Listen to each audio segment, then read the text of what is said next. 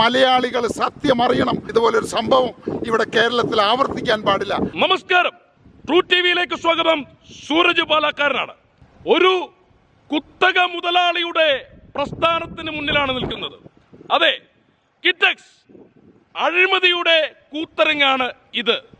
പറയുന്നത് ഞാനല്ല, PT Thomas ആണ്. MLA പറയുന്നത് ഇത് അനധികൃതമായി കെട്ടിപ്പൊക്കിയ ഒരു പ്രസ്ഥാനമാണ് കിറ്റക്സ്. ഈ പ്രസ്ഥാനം മുടിയണം, ഇത് നിർത്തലാക്കണം. ഇവരുണ്ടാക്കുന്ന മാലിന്യ പ്രശ്നങ്ങൾ ചെറുതല്ല. PT തോമസ് പറയുന്നത് വളരെ ശരിയാണ്. ഈ പ്രസ്ഥാനം മുടിയണം, ഈ പ്രസ്ഥാനം നന്നാവരുത്. കാരണം ഇവിടുത്തെ ജോലിക്കാരൊന്നും പണിയില്ലാതിരിക്കണം. ഈ പ്രസ്ഥാനം ഈ നാടിന് ശാപമാണ്, അല്ലേ മിസ്റ്റർ സാബു? അത് PT തോമസ് പറയുന്ന കാര്യമാണ്. ആണ്. ഇവിടെ 15,000 കുടുംബങ്ങളാണ് ഈ സ്ഥാപനത്തെ ആശ്രയിച്ച് ജീവിക്കുന്നത്. അത് നേരിട്ട് ജോലി കിട്ടുന്നതാണ്.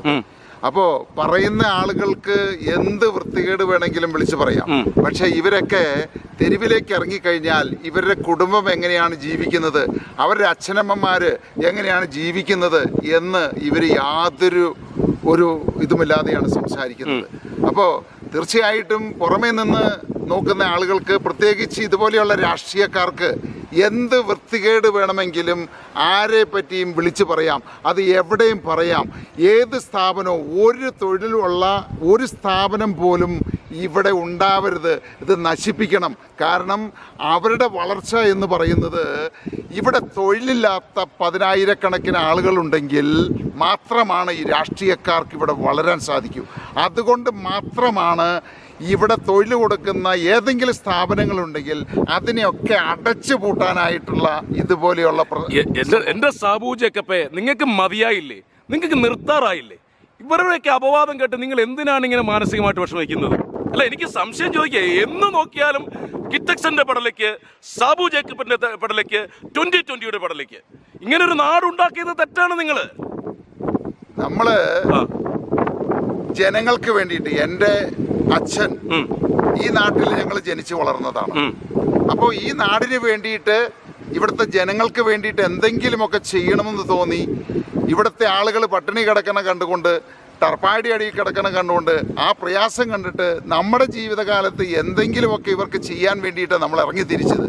അപ്പോൾ ഇതുപോലെയുള്ള ആളുകൾ പറയുന്നത് കേട്ട് നമ്മൾ ഇതെല്ലാം വിട്ടിട്ട് പോയി കഴിഞ്ഞാൽ നമ്മൾ ഒരുപാട് പാവങ്ങളെയാണ് നമ്മൾ ഈ തെരുവിലേക്ക് ഇറക്കുന്നത്. ഒരുപാട് കുടുംബങ്ങളാണ് ആത്മഹത്യ ചെയ്യാൻ പോകുന്നത്. അതുകൊണ്ട് നമുക്ക് ഇങ്ങനെയുള്ള കാര്യത്തിൽ യുദ്ധം ചെയ്ത് തന്നെയാണെങ്കിലും ശരി, ഇങ്ങനെയുള്ള ആളുകളെ സംരക്ഷിക്കുക എന്നുള്ളതാണ് എൻ്റെ ജോലി. അപ്പോൾ അതിനുവേണ്ടി ഞാൻ ശ്രമിക്കുന്നത്. ഇനി അങ്ങനെ നിവൃത്തിയില്ലാത്തൊരു ഘട്ടം വന്നു കഴിഞ്ഞാൽ ആ സമയത്ത് അതിനെപ്പറ്റി ആലോചിക്കും.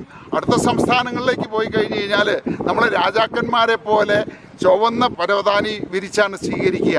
അവിടെ സ്ഥലം ഫ്രീ ആയിട്ട് കിട്ടും, കെട്ടിടങ്ങൾ ഫ്രീ ആയിട്ട് കിട്ടും, നമ്മുടെ ജോലിക്കാരുടെ ശമ്പളം പകുതി നമുക്ക് അവർ ഗവൺമെൻറ് കൊടുക്കും, 10 വർഷത്തേക്ക് ടാക്സ് കൊടുക്കണ്ട. എന്തെല്ലാം സൗകര്യങ്ങളാണ് അവിടെ ഉള്ളത്. ഈ PT തോമസ് പറയുന്നത് പറഞ്ഞാൽ നിങ്ങൾ ഈ നാട് നശിപ്പിക്കുകയാണ്. നിങ്ങളിവിടെ മാലിന്യ സംസ്കരണം എന്ന് പറയുന്ന കാര്യം ചെയ്യുന്നില്ല, ഈ പുഴ നശിപ്പിക്കുന്നു. മാലിന്യം നിങ്ങൾ കിഴക്കമ്പലത്ത് ഇത് വമിപ്പിച്ചുകൊണ്ടിരിക്കുകയാണ്. ശരിയാണോ അത്? ഇവിടെ 2015 ഞങ്ങൾ തെരഞ്ഞെടുപ്പിൽ ഇവിടെ നേരിട്ടതാണ്. ജനാധിപത്യ രീതിയിൽ തെരഞ്ഞെടുപ്പിൽ അങ്ങനെ ഏതെങ്കിലും രീതിയിലുള്ള ഒരു ശല്യം ഈ നാടിന്, ഞങ്ങൾ ഏതെങ്കിലും രീതിയിലുള്ള ഒരു മാലിന്യം ഉണ്ടാക്കുന്നുണ്ടെങ്കിൽ തീർച്ചയായിട്ടും ആ ജനങ്ങൾ, കാരണം അവരാണ് ഏറ്റവും കൂടുതൽ ഇത് അനുഭവിക്കുന്ന ആളുകൾ, അങ്ങനെ ഉണ്ടെന്നുണ്ടെങ്കിൽ അവരാരെങ്കിലും വോട്ട് ചെയ്ത് ഞങ്ങളെ ജയിപ്പിക്കുമോ? ഇനി 2015 ഞങ്ങൾക്ക് 19 സീറ്റിൽ 17 സീറ്റ് കിട്ടി. ഇത് 2020 ഞങ്ങൾ വീണ്ടും മത്സരിച്ചപ്പോൾ അത് 17 സീറ്റിൽ നിന്ന് 18 സീറ്റായി. ഏതാണ്ട് 7% വോട്ട് ഞങ്ങൾക്ക് കൂടുതലായിട്ട് കിട്ടി. അപ്പോൾ ഇങ്ങനെ ഈ പറയുന്ന രീതിയിൽ, പുറമേ നിന്ന് പറയുന്ന ആളുകൾ പറയുന്ന രീതിയിലാണ് ഇവിടുത്തെ സംഭവമെങ്കിൽ അതിൻ്റെ ഏറ്റവും കൂടുതൽ അനുഭവിക്കേണ്ടതായിട്ട് വരുന്നത് ഇവിടുത്തെ നാട്ടുകാരാണ്. അതേ നാട്ടുകാർക്ക് ഒരു പ്രശ്നവുമില്ല. കോഴിക്കോട് കിടക്കുന്ന ആളുകൾക്കും, തിരുവനന്തപുരത്ത് കിടക്കുന്ന ആളുകൾക്കും, ഇടുക്കി കിടക്കുന്ന ആളുകൾക്കൊക്കെ ഇത് വലിയ പ്രശ്നമാണ്. ഈ സ്ഥാപനം പോലും കണ്ടിട്ടില്ല, ഇവിടെ എന്താണ് നടക്കുന്നത്. വളരെ ചുരുക്കി പറയാം, ഈ PT ഇങ്ങനെ ഒരു പറയാനുള്ള ഒരു കാരണം, PT തോമസ് ഇങ്ങനെ പറയാനുള്ള ഒരു കാരണം എന്തായിരിക്കും അങ്ങേക്ക് തോന്നുന്നത്? PT തോമസ് അല്ല, അയാളെ കുറച്ച് മാന്യനൊക്കെ ആയിരുന്നാണ് ഞാൻ കേട്ടിട്ടുള്ളത്. അയാളുടെ സ്വഭാവത്തെ പറ്റി, അയാൾ ആരാണെന്നും മറ്റേ എനിക്കറിയില്ല. ഞങ്ങളെ സംബന്ധിച്ച് കഴിഞ്ഞ 5 വർഷക്കാലം ഈ പീറ്റ് തന്നെയാണ് 2016 മുതൽ 21 വരെ തൃക്കാക്കര MLA ആയിരുന്നത്. അന്ന് ഒരു പരാതി ഉണ്ടായിരുന്നില്ല. ഇപ്പോ 2021 തൃക്കാക്കര മണ്ഡലത്തില് 2020 സ്ഥാനാർത്ഥി, ഞാൻ നേതൃത്വം കൊടുക്കുന്ന 2020 സ്ഥാനാർത്ഥി തൃക്കാക്കര മത്സരിക്കും എന്ന് തീരുമാനിച്ച് അന്ന് മുതൽ ആൾക്ക് ഹാളിളകിയതാണ്. കുരുപൊട്ടി അന്നേരമാണ് അയാൾക്ക് തുടങ്ങിയത്. അപ്പോ അത് വന്നപ്പോ ഉള്ള ഈ ഫ്രസ്ട്രേഷൻ ഇതാണ് തുടങ്ങിയത്. അതുവരെ കിറ്റക്സിനെ പറ്റിയോ ഇവിടെ ഒരു മാലിന്യം ഉണ്ടെന്നോ അദ്ദേഹം പറഞ്ഞിട്ടില്ല. അപ്പൊ ഇപ്പോഴാണ് ആ സൂക്കേട് തുടങ്ങിയത്. അപ്പൊ ഈ 5 വർഷം, അതിന് സൂക്കേടും തന്നെയാണ് പറയേണ്ടത്. 5 വർഷം മാലിന്യം കടമ്പ്രയാറിനെ പറ്റി യാതൊരു വിധത്തിൽ ഒരു വിഷമം പുള്ളിക്കുണ്ടായിരുന്നില്ല. ഞങ്ങൾ മത്സരിക്കാൻ തുടങ്ങിയപ്പോൾ കിറ്റക്സ് ആണ് അവിടെ മുഴുവൻ മാലിന്യം ഉണ്ടാക്കുന്നത്, കടമ്പ്രയാർ മാലിന്യം ഉണ്ടാക്കുന്നത് എന്നും പറഞ്ഞിട്ടാണ് അയാൾ ഇപ്പോൾ പ്രചരണം. എനിക്ക് തോന്നിയ ഒരു കാര്യം, ഇവിടെ വരുമ്പോൾ സാധാരണ ഒരു ഫാക്ടറി പോയി കഴിഞ്ഞാൽ എന്തെങ്കിലും ഒരു മണം ഇല്ലെങ്കിൽ മോശപ്പെട്ട ഒരു മണം വരേണ്ടതാണ്. തീർച്ചയായിട്ടും നിങ്ങൾക്ക് പരീക്ഷിക്കാവുന്ന, ആർക്ക് സംശയം ഉണ്ടല്ലോ പറയാം അല്ലേ? ആര് വേണമെങ്കിലും വന്ന് പരിശോധിക്കട്ടെ. ഇപ്പോ കഴിഞ്ഞ ഒരു 3 ആഴ്ചയായിട്ട് ഏതാണ്ട് എനിക്ക് തോന്നുന്നു 9 തവണ 3 തവണ ലേബർ ഡിപ്പാർട്ട്മെന്റ് സ്ക്വാഡാണോ ലേബർ ഡിപ്പാർട്ട്മെന്റ് ആണോ എന്ന് പോലും അറിയില്ല, 10ഉം 12ഉം വണ്ടികളില് എരച്ച് കയറിയിട്ട് ഒരു ഐഡന്റിഫിക്കേഷനോ ഒന്നുമില്ലാതെ, ഒരു കോവിഡ് മാനദണ്ഡങ്ങളും ഇല്ലാതെ ഈ ഫാക്ടറികളുടെ ഫ്ലോറിൽ കയറിയിട്ട് തൊഴിലാളികളെ തൊഴിൽ ചെയ്യുന്ന സ്ഥലത്ത് നിന്ന് പിടിച്ചു കൊണ്ടുവന്ന് അവരെ ചോദ്യം ചെയ്യുകയാണ്. 400 പേരെ ചോദ്യം ചെയ്തത്. അതുകൂടാതെ ഹൈക്കോടതിയുടെ നിർദ്ദേശപ്രകാരമാണെന്ന് പറയുന്നു. സബ് ജഡ്ജ് ഒരു ടീമായിട്ട് ഇവിടെ വന്ന് പരിശോധിച്ചു. പോലീസ് സംഘം ഇന്ന് രാവിലെ കൂടി ഇവിടെ വന്നു, പലതവണ കയറി ഇറങ്ങി. ജില്ലാ കളക്ടറുടെ സംഘം കയറി ഇറങ്ങി. അപ്പോ ഇത് ആർക്കും കയറി നിറങ്ങാവുന്ന ഒരു സ്ഥലമായി മാറിയിരിക്കുകയാണ്. എന്നാൽ ഇവരൊക്കെ കയറി ഇറങ്ങി എനിക്ക് തോന്നുന്നു 8 9 ടീമുകൾ 50 പേരടക്കം വന്ന് പരിശോധന നടത്തി. ഇതുവരെ ഞങ്ങളൊരു തെറ്റ് ചെയ്യുന്നുണ്ട്, ഒരു കുറ്റം ചെയ്തിട്ടുണ്ട്, ഏതെങ്കിലും നിയമങ്ങളുടെ ലംഘനം നടത്തിയിടുന്ന ഒരാളും ഞങ്ങൾക്കൊരു പേപ്പർ തരുമോ ഞങ്ങളോട് പറയുകയോ ചെയ്തിട്ടില്ല. എത്ര പേർക്ക് ജോലി കൊടുക്കുന്നുണ്ട്? ഇവിടെ ഇതിനകത്ത് ഈ ബിൽഡിങ്ങിനകത്ത് 11,000 ആളുകൾ ജോലി ചെയ്യുന്നുണ്ട്. തെറ്റതാണ് കിറ്റക്സ് സാബു ചെയ്ത തെറ്റെന്ന് പറയുന്നത്. ഇത്രയും പേർക്ക് ജോലി കൊടുത്തു, തെറ്റല്ലേ അത്? ഇന്ന് 2020 എന്ന് പറയുന്ന ഗ്രാമം ജനങ്ങൾക്ക് വേണ്ടി പ്രവർത്തിക്കുന്നു മിസ്റ്റർ സാബു, അത് തെറ്റാണ്. നിങ്ങൾ ഇങ്ങനെ ഒന്നും ചെയ്യരുത്. അതുകൊണ്ടാണ് ഇവിടെ പോലീസും പട്ടാളവും കയറി ഇറങ്ങുന്നത്. കാരണം നിങ്ങൾ പറയുന്നുണ്ട് ഇവിടെ മാലിന്യമില്ല, ഇയാള് പറയുന്നു ഇവിടെ മാലിന്യം ഒഴുക്കുകയാണെന്ന്. ഈ വെള്ളമല്ലേ, ഈ ഫാക്ടറിയിലെ വെള്ളമല്ലേ ഇവിടെ കിടന്ന് ഒഴുകുന്നത്?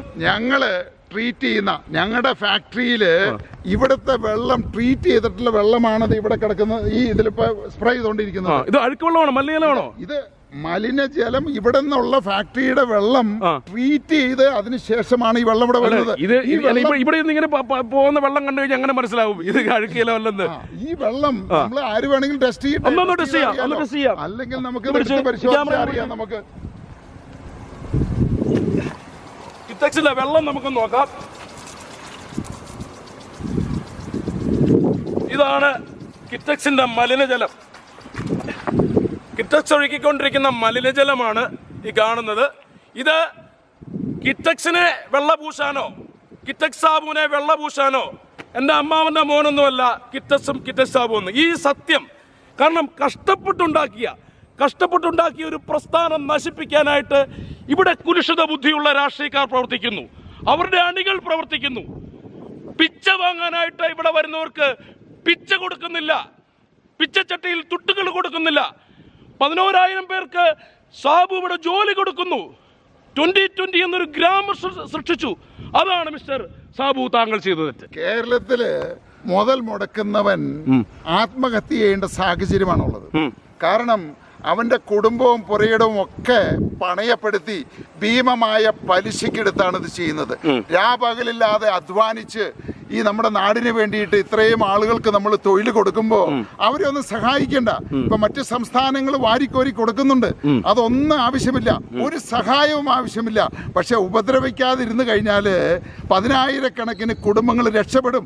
അവരുടെ കുടുംബം, അവരുടെ കുട്ടികള്, അവരുടെ അച്ഛനമ്മമാര് അതില്ലാതെയാക്കാനായിട്ട് ഇവരിറങ്ങിത്തിരിക്കുന്നത് തെണ്ടിത്തരമാണ്. അങ്ങനെ തന്നെ പറയാം. ഇങ്ങനെയുള്ളവരെ നമ്മൾ മലയാളികൾ നിലയ്ക്ക് നിർത്തിയില്ലെങ്കിൽ ഈ കേരളം നശിച്ച് താറുമാറാകുമെന്നുള്ളതിന് യാതൊരു സംശയമില്ല. എന്നെ സംബന്ധിച്ച് ഇതിപ്പോൾ നാളെ പൂട്ടി അയൽ സംസ്ഥാനങ്ങളിലേക്ക് പോകാം, തമിഴ്നാട്ടിലേക്ക് പോകാം, കർണാടകയിലേക്ക് പോകാം, ഒന്നും സംഭവിക്കാൻ പോകുന്നില്ല. പക്ഷേ 10,000-കണക്കിന് കുടുംബങ്ങൾ ഇവിടെയാണ് പട്ടിണിയാകുന്നത്. ഇവർക്ക് ഭക്ഷണം കൊടുക്കാനോ വേറൊരു തൊഴിൽ കൊടുക്കാനോ ഈ പറയുന്നവർക്ക് സാധിക്കുമോ? സാധിക്കില്ല അവർക്ക്. അപ്പോൾ ഇവർക്ക് ഉള്ള ആരെങ്കിലും അധ്വാനിച്ച് ആർക്കെങ്കിലും എന്തെങ്കിലും ചെയ്യുന്നുണ്ടെങ്കിൽ അത് നശിപ്പിക്കാനല്ലാതെ ഒരാൾക്ക് പോലും തൊഴിൽ കൊടുക്കാനായിട്ട് ഇവർക്ക് സാധിക്കില്ല. PT തോമസിന്റെ പിച്ചച്ചട്ടിയിലേക്ക് നിങ്ങൾ 50 കോടിയാണ് ഓഫർ ചെയ്തിരിക്കുന്നത്. എന്തിനാണ് 50 കോടി ഓഫർ ചെയ്തത്? അയാള് ചെയ്ത വൃത്തികേട്, അയാള് പറഞ്ഞ കാര്യം തെറ്റാണ് എന്ന് നമ്മുടെ മലയാളി സമൂഹം അറിയണം. ഇയാളെ പോലെ ഒരുപാട് ആളുകളുണ്ട് ഇതുപോലെ നമ്മുടെ സോഷ്യൽ മീഡിയയിൽ കൂടെ വിളിച്ചു പറയുക, ആളുകളെ തെറ്റിദ്ധരിപ്പിക്കുക. പലരും ശബ്ദം പേടിച്ച് ഭയന്നുകൊണ്ട് പ്ലാസ്റ്റർ ഒട്ടിച്ചിരിക്കും. അങ്ങനെ ഞാൻ ഇരിക്കാൻ തയ്യാറായില്ല. അത് തെളിയിക്കണം. ഇനി ഇങ്ങനെ ഒരു അവസ്ഥ വേറൊരു വ്യവസായിക്കും ഒരാൾക്കും വരരുത്.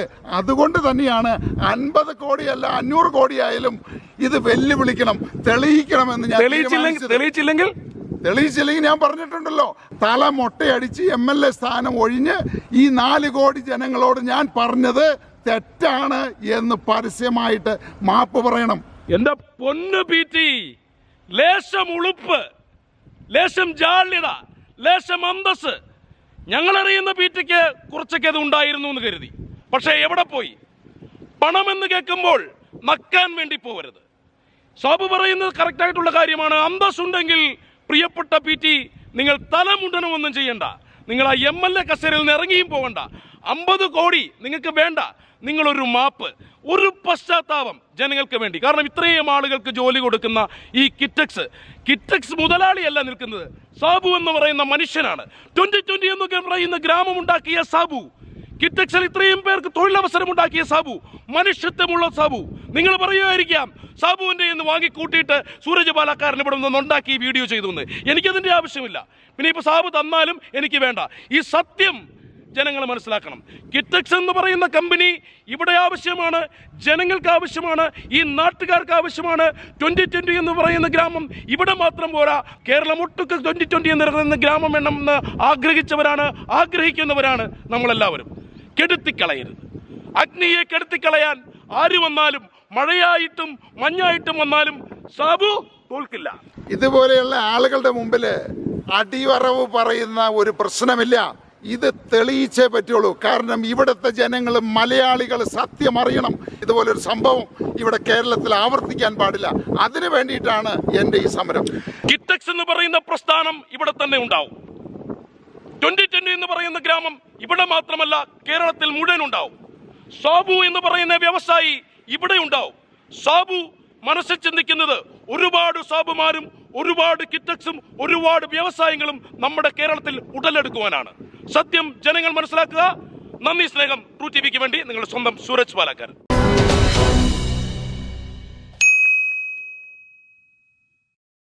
ട്രൂ ടിവിയുടെ കൂടുതൽ വാർത്തകൾക്കായി ഞങ്ങളുടെ ചാനൽ സബ്സ്ക്രൈബ് ചെയ്യൂ, ബെൽ ബട്ടൺ അമർത്തൂ.